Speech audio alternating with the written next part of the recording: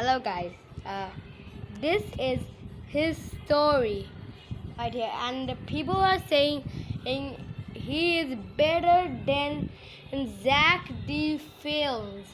Sorry, I paused on this video because to make the video long. Okay, wait a minute, let me do it again.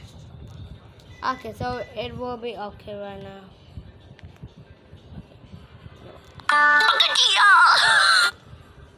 Now that we're gonna watch some sorts from his story. Let's see.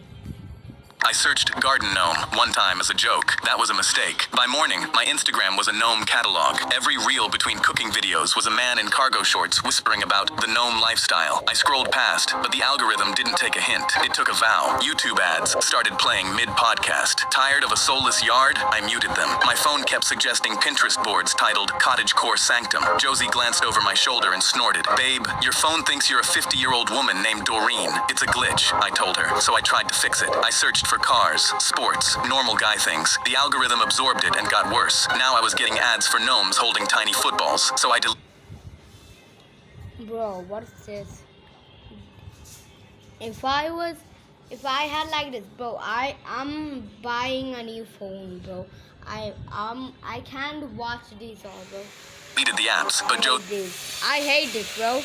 Josie's phone started showing them. Why am I seeing this? She asked, holding up a video of a man kissing a gnome on the forehead. So I bought one, just one. Bro, what is that? What is that, guys? What is that? Wait a minute. A small ceramic gnome from the hardware store, thinking if I gave the algorithm what it wanted, it would calm down. I set it on the windowsill facing the yard. The next morning, it was facing the couch. Did you move that? Josie asked. Glitch, I said. The Etsy emails came next. Based on your interests, Josie found a package on the porch I didn't order. Then another, then 6. So I stopped opening them, but the company started calling. Sir, your Gnome Society membership is overdue. I'd never signed up for a Gnome Society. I told Josie we were moving. She was His account is literally hacked, bro. on the couch when I came home with the boxes. The TV was on, but she wasn't watching it. She was watching the corner of the living room, where every gnome I'd been mailed sat in a neat little arc facing her. I didn't put them there, she said. The TV cut to a commercial. A man in cargo shorts smiled at the camera. Welcome to the gnome lifestyle, he said. Josie looked at me. I think we joined. The gnome on the windowsill had turned again. It was facing us now. I searched garden gnome one time. That's scary, bro. Oh, that's scary. I'd been dating Ruby for 2 years when she dropped. Let's skip this video. I walked up to my Uber and got inside, but then we stopped at the first red light, and the door immediately swung open. A woman I'd never seen dropped into the seat beside me and screamed at the driver, "Admit you're kidnapping this child." My blood froze because I'd driven hundreds of times and this has never happened. That woman is literally crazy, bro. That woman is crazy. My driver shook his head, but she pulled back her jacket and flashed a pistol. I know you're kidnapping him. Now drive us to the police She's crazy, bro. She's crazy. station. I gripped my seat in horror because I always checked the car's plates before getting in and knew this man was my driver. My hands shook as I showed her my Uber app. "He's my driver, ma'am. This is his Toyota." But she wouldn't even look at it and just pulled me into her chest while we drove. "It's okay, honey. I'm gonna get you out of this." She's literally crazy, bro. Oh, bro, she literally thinks that driver is gonna kidnap him. Bro, wait,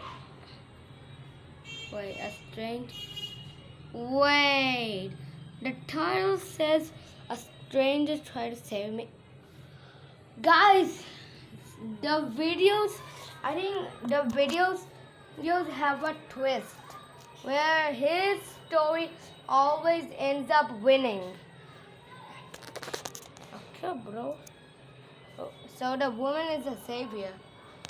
I saw the driver's hands shake, and he muttered something to himself as we turned off course. I remember putting my phone between my legs. Okay, the driver is a kidnapper. So wait, all those years he drove in with a kidnapper?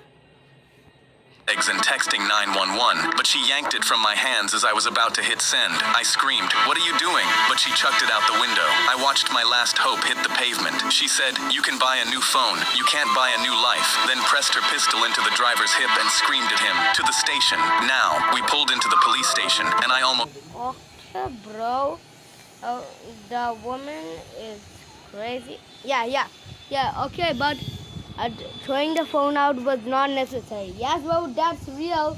So you can. That's literally an iPhone 17, bro. Cried with relief. A cop I think you literally need $25,000, bro. saw the woman's gun and instantly drew his own firearm at her. He wrenched my door open and I fell out, talking faster than I ever had. She's insane. She thinks my Uber driver is kidnapping me. The driver immediately got out with his hands up. Officer, this woman is crazy. The cop told him, open your trip, now. The driver swiped his phone and held it out, and I saw the ride right there with my name on it. But then the cop looked closer. He zoomed in on his screen. Wait, that driver doesn't look like you. My eyes went wide in shock, and when I looked closer, I realized the driver's nose didn't match his picture. The cop Wait. instantly tackled him into the Where's the real driver? Wait. So there's a real driver? Where's the real driver, bro? pavement, and that's when we heard it. A faint grunt coming from the trunk. Another The real driver's dead. Guys, is that license plate real? If it's real, bro, they're cooked.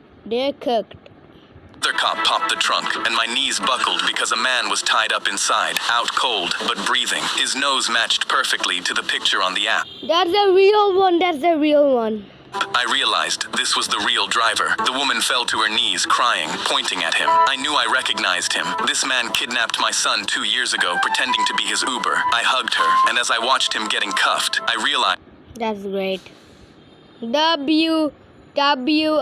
Stranger, yes. I was one red light from being like her son. I walked up to my Uber. I spun the bottle to play the kissing game and watched it land. No thanks. I don't wanna play that game. My 9-year-old daughter handed a man a crayon map of our neighborhood garage sale and said, "Start at our driveway if you want the good stuff." I was still taping a $2 sign to an old toaster when she pointed him away from Mrs. Kovalik's table across the street. 2 days earlier, she had watched 3 hours of Storage Wars beside me and announced, "Dad, we're leaving money on the table." By Saturday morning, she was outside before I had coffee, sorting our junk and repricing everything. My $5 lamp was now $12 with vintage dorm vibe written under it. I started to object, but she handed me a roll of quarters. "You're on change." By 9, she had sold 2 broken remotes as backup buttons and bundled my old golf glove with a mug that said "World's Okayest Uncle." At 10, she marched to Mrs. Kovalik's empty table, came back with porcelain ducks, and said, "I get 20%. Mrs. Kovalik followed her over and snatched the box back. 20% for carrying ducks across the street? My daughter didn't blink. She set 1 duck beside our lava lamp, added a candle, and wrote, "Weird Aunt Starter Pack." A woman bought it for I wanna buy that lava lamp, bro.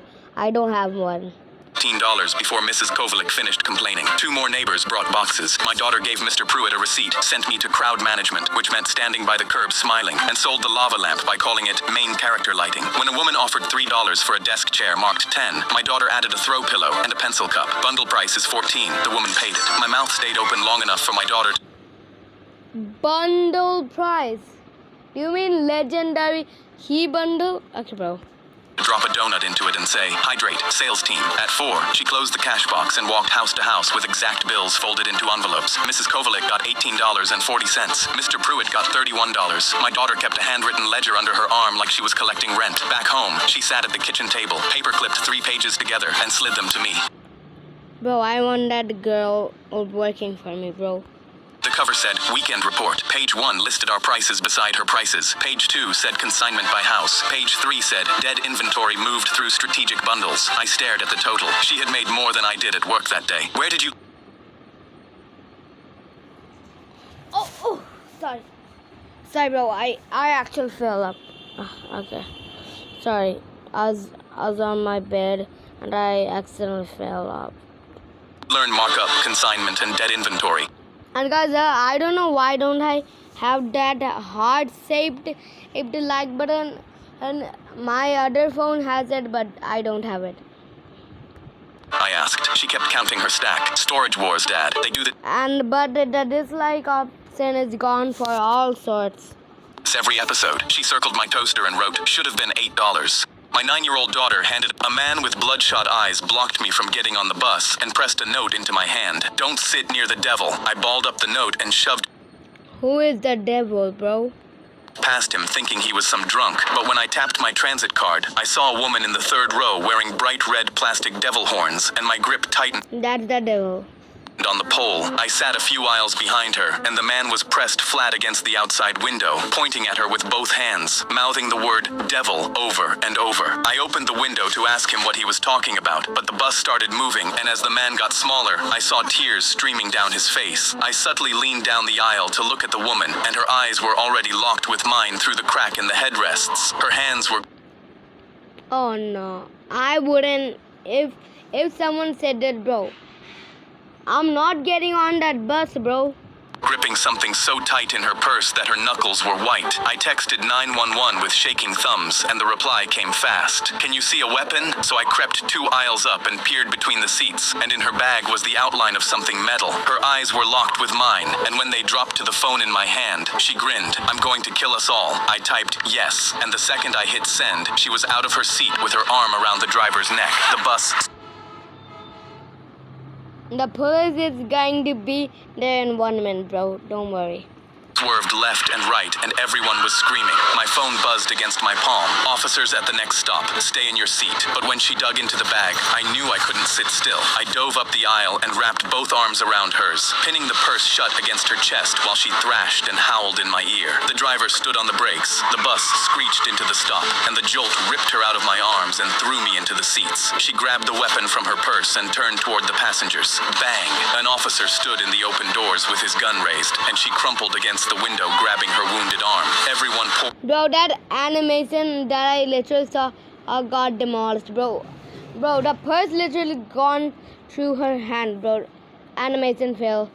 poured out onto the sidewalk while 2 officers hauled her off the bus. I dug the note out of my pocket, smoothed it flat against my leg, and handed it to the officer. A man with bloodshot eyes, something metal. Her eyes were locked.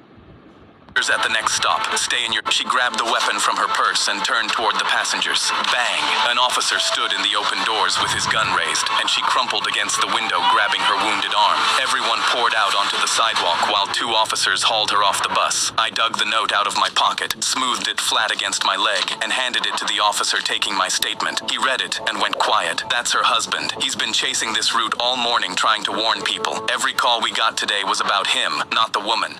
A man with bloodshot... My neighbor Karen stormed over to my 8-year-old son's lemonade stand and screamed... Okay, bro. Karen declared a war. Okay, bro. That what he was doing was illegal. Karen had her own smoothie stand across the street and screamed, "You're stealing my customers." My son tried to explain he was raising money for his dog's cancer surgery, but she kicked over the sign. "I don't care. I'm going for lunch until 2.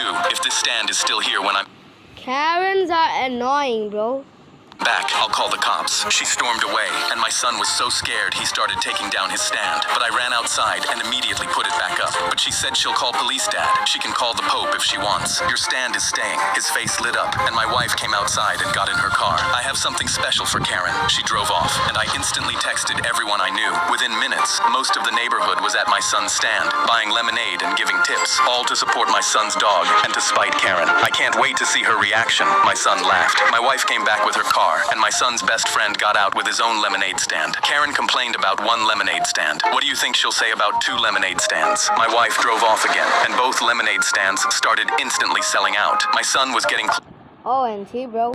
closer to the surgery target, and when I looked over, someone was writing "Hates Puppies" on Karen's smoothie stand. At 2 p.m., Karen's SUV turned the corner. The whole street went silent. She stepped out and saw the 2 lemonade stands, as well as the 2 lines of people, her face twisted with anger. She screamed, "What the hell?" But that's when my wife pulled in again. My son's dog got out of the car, wrapped in bandages. He started licking my son, and I announced, "Everyone, this is Max, the dog whose cancer surgery Karen tried to stop." She went red with embarrassment and pulled out her phone with shaking hands. "I'm having you arrested. This is a disgrace." But that's when an officer stepped out from the crowd, holding a cup of my son's lemonade. He told Karen, "Kids under 14 don't need permits for a lemonade stand, but your smoothie stand needs a business license. Do you have one?" Her face deflated as the cop walked over to her stand and shut it down. She dropped to her knees, screaming, and that's when my son walked over and reached out a cup. "Hey Karen, you just helped me hit my goal. Here's some lemonade." My neighbor Karen, the coolest kid in school, asked me if I wanted to go train surfing.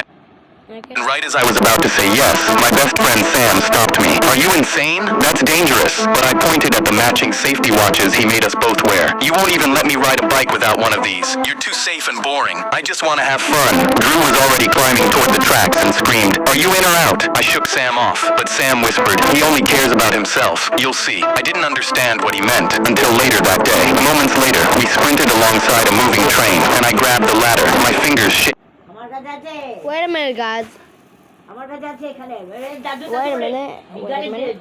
Shaking with every rung as I pulled myself to the top. The wind ripped past my face, and I'd never felt so alive. Drew was howling with laughter, and for a second, Sam's warning felt stupid. But then we heard sirens. Cops saw us and were chasing the train, screaming at us to get down. My heart pounded because this wasn't fun anymore. It was terrifying. The train lurched faster, and I dropped flat, my knuckles white against the cold metal roof, my heart slamming. Yeah, he literally said the truth. Drew literally cares about himself. So hard, my safety watch buzzed, flashing 180. I couldn't move. "Drew, I can't move. Help me." But Drew was already swinging down the ladder to jump. He looked back at me and smirked. "I'm not helping you. Not my fault you're a puss-puss." Then he leapt. That's I don't know how I can say it though. Off the train and rolled into the grass, sprinting away. And right then, it hit me. He only cared about himself, and I was either going to die or get arrested. I reached for the ladder, but my sweaty grip slipped. I fell off, and everything went black. When I woke up, I realized I was in a ditch far outside the city, my body broken and bleeding. The train was long gone. I was completely alone, and no one knew where I was. I thought I was going to die, but then I heard footsteps running towards me. It was Sam, out of breath. "I thought you were dead. What the hell happened?" I almost cried of relief, but I was confused. "How did you even find me? I'm so far away." Sam pointed at my watch. "Your watch showed your heart rate spiked to 180 and then flatline movement. I tracked your location and came as fast as I could." I was in shock. The watch I made fun of was the one that saved my life. When I finally arrived at the hospital, I told Sam, "You were right. Drew only cared about himself. What happened to him anyway?" Sam laughed. "He's cooked. The cops arrested him when he jumped off the train. We dabbed each other up, and I never called him boring again." Okay, bro. I climbed up to my treehouse Last video for today's video. for the third time that week, and my Charizard was gone again. The card binder was open on the floor exactly how I'd left it, except the slot in the middle was empty. My mom didn't even look up from her laptop when I came inside. "Honey, just lock the trap door next time." But I'd locked it the last 3 times, and they kept finding a way in. I went to my room, closed the door, and started thinking about how Kevin McAllister would handle this. I grabbed a bag of flour from the pantry and a bottle of maple syrup off the counter. I dumped half my sister's craft drawer of pink glitter into the syrup bottle and shook it until the inside looked like a snow globe. Up in the treehouse, I rigged a flour bucket and a syrup bucket above the trap door with a string set to tip them when the door swung open. Then I pulled my second best card, a holographic Blastoise, out of my binder and laid it in the middle of the treehouse floor where anyone climbing up would see it. I climbed back down, walked across the yard, and waited behind the oak tree. 20 minutes later, I heard the back gate creak open and 2 voices coming up my driveway. The taller one started up the ladder first. He poked his head through the trap door and froze. Dude, his holographic Blastoise is just sitting there." The other one shoved past him to climb up. I heard the trap door slam open against the floor. A cloud of white flour exploded out of the treehouse window. Both of them came stumbling onto the platform laughing. "Bro, that's it? That's all he had?" They were still wiping flour off their faces when the second bucket tipped and the syrup glitter dumped down on top of them. They froze. The taller one wiped at his shirt, and a streak of pink glitter spread across his whole chest. He wiped it again, and it spread further. They scrambled down the ladder and ran straight out of my backyard with glitter falling off them in trails, all the way down the main road through the neighborhood. I climbed up to my treehouse, picked my Charizard up off the grass below where one of them had dropped it, and slid it back into my binder. They couldn't tell their parents what happened without admitting where they'd been. I climbed up to my treehouse. Okay, this is the last video and bye.